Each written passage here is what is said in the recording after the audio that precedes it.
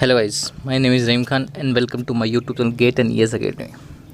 तो गाइस, कल हमने पेमेंट डिज़ाइन कंप्लीट किया। पहले हमने पढ़ा डिज़ाइन ऑफ फ्लेक्सिबल पेमेंट, उसके बाद हमने पढ़ा डिज़ाइन ऑफ रिजिड पेमेंट। अब हम उसके क्वेश्चन करेंगे, कुछ पेमेंट के कुछ बेसिक क्वेश्चन। तो स्टार्ट करते हैं question on based on payment design. First question discuss करते हैं।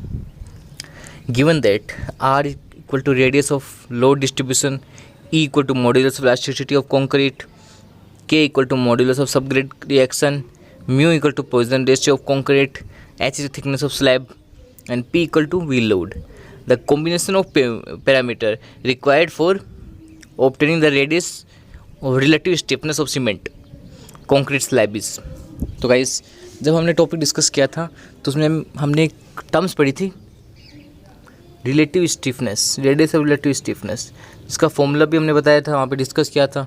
वो फॉर्मूला क्या था? वो फॉर्मूला था this one, E H Q upon 12K 1 minus mu square की पावर 1/4। वहाँ पे हमने लिखी थी पावर 0.25। अगर आपने अभी तक वो नहीं देखा, हमारी वीडियोस जहाँ पे लेक्चर किए थे हमने फ्लेक्सिबल पेमेंट और रिजिड पेमेंट के, तो प्लीज़ गाइज जाके देखिए, तभी इक्वेशन डिस्कस होंगे, तो आपके इक्वेशन समझ में नहीं आएंगे। अब इसमें देखिए, इसमें चार पैरामीटर हैं, ई, एच, के और म्यू। ये चार पैरामीटर यूज़ होते हैं for radius of relative stiffness. तो देखते हैं। अब देखिए, ई, एच, के, म्यू, तो answer is E, H, K, mu, तो answer is C. Next question देखते हैं। Next is the in cement concrete pavement tie bars are installed in.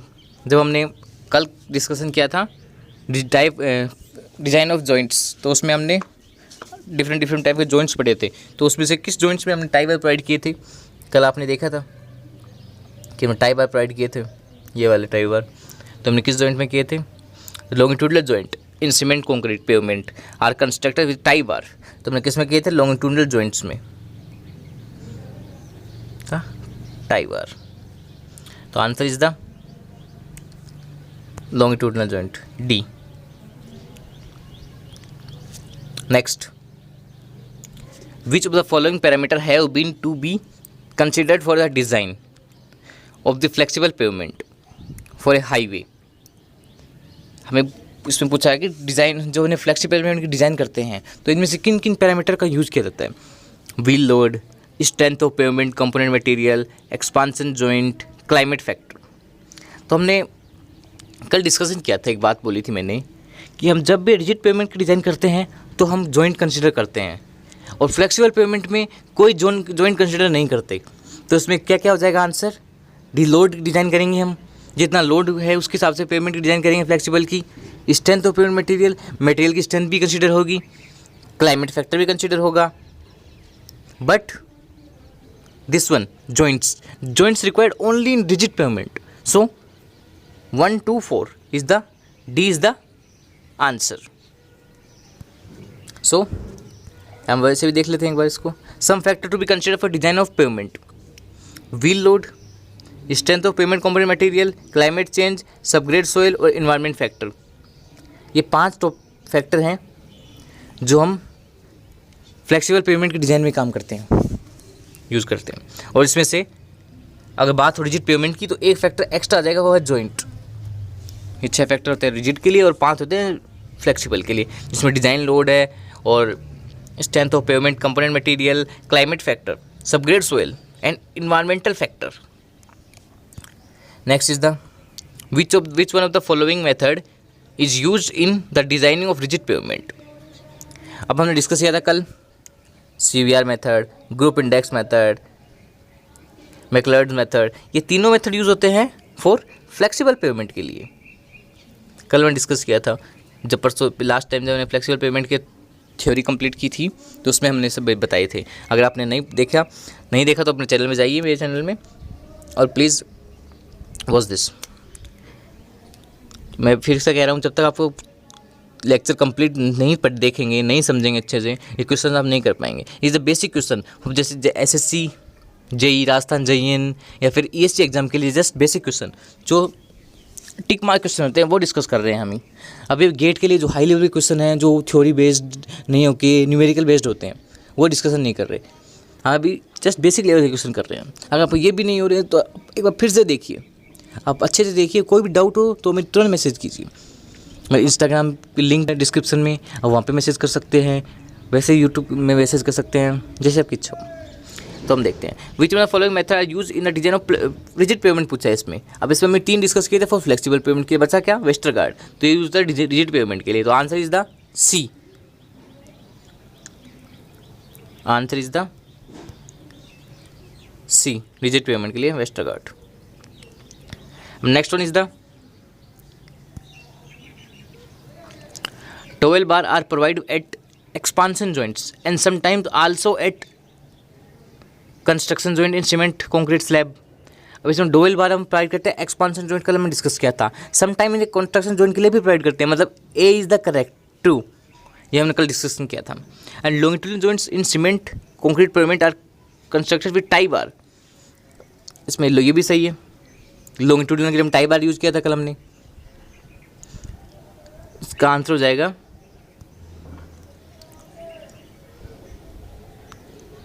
double bar are short steel bar are that provided at a mechanical connection between slab without registering horizontal joint moment.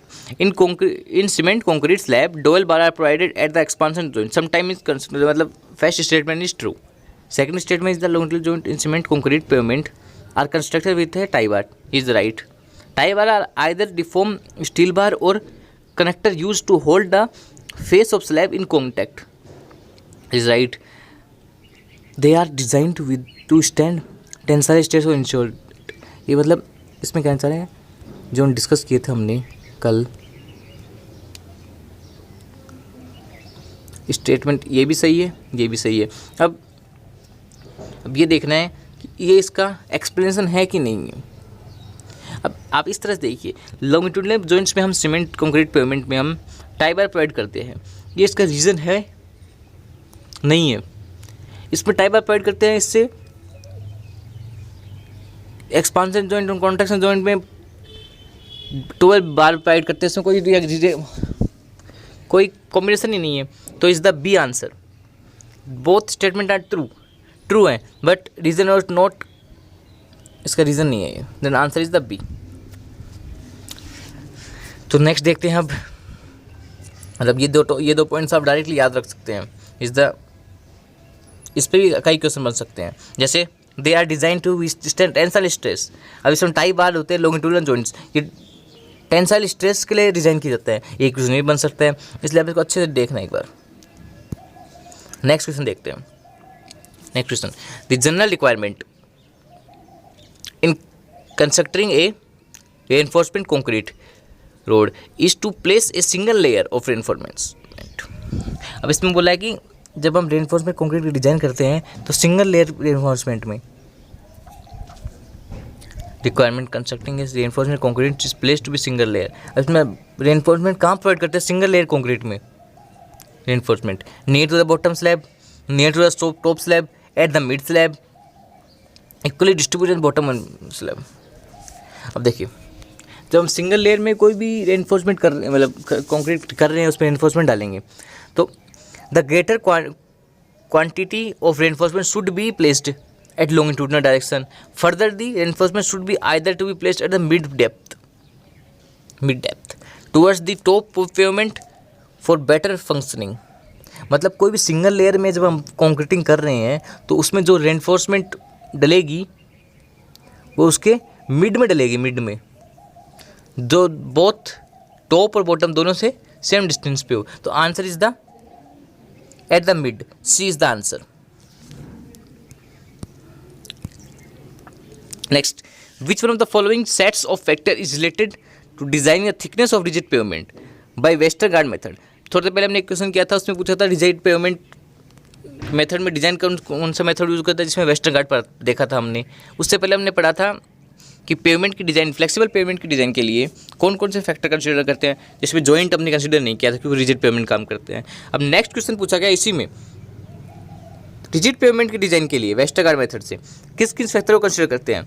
इसमें answer मतलब given है, option है CBR value, stiffness index, deflection factor for and traffic index, swelling index and bulk modulus, radius of relative stiffness and modulus of subgrade reaction. अब मैं पूछा हमें design of thickness of rigid pavement Westergaard. अब इसमें while deciding the thickness of rigid pavement by the Westergaard method factor such as Poisson ratio, radius of relative stiffness, modulus of subgrade reaction are consider. मतलब Poisson ratio mu, relative stiffness, modulus of subgrade reaction. तो इसमें से option में क्या क्या given है, is the answer is the D, radius of relative stiffness and modulus of subgrade soil. इसके साथ में पॉइजन रेशियो भी कंसीडर करते हैं, लेकिन वो आंसर गिवन नहीं है ऑप्शन में, तो दो से जो भी best answer is the D. Next answer is the which one of the following factor are used for calculating temperature stress at critical edge road in rigid pavement design. इसमें है कि कैलकुलेट टेम्परेचर स्ट्रेस के लिए critical as reason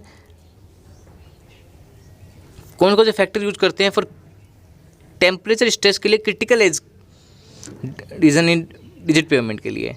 maximum temperature difference between summer and winter, coefficient of thermal expansion in concrete, slab length, slab width. अब बात करते हैं इनकी।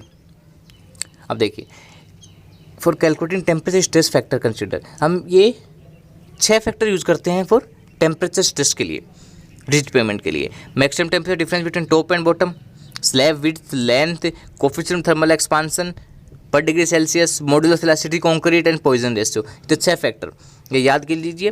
अब इसमें से कोई भी 6 में कोई भी ऑप्शन में कोई भी दे सकते हैं, 2, 3, 4 जो भी है। अब इसमें देखते हैं हम, answer is the B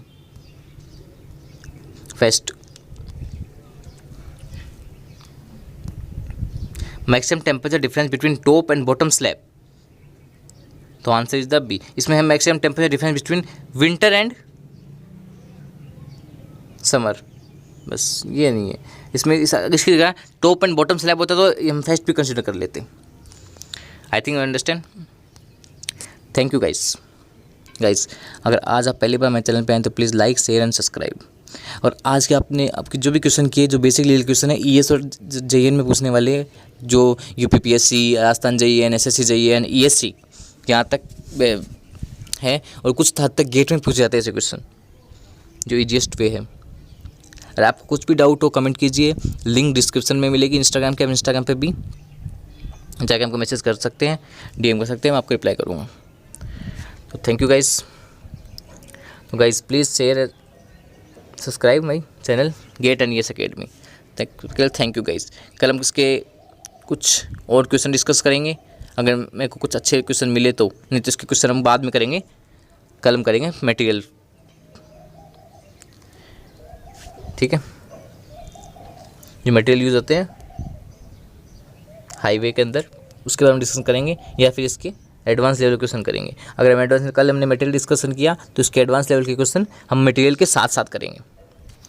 okay guys, thank you guys, bye.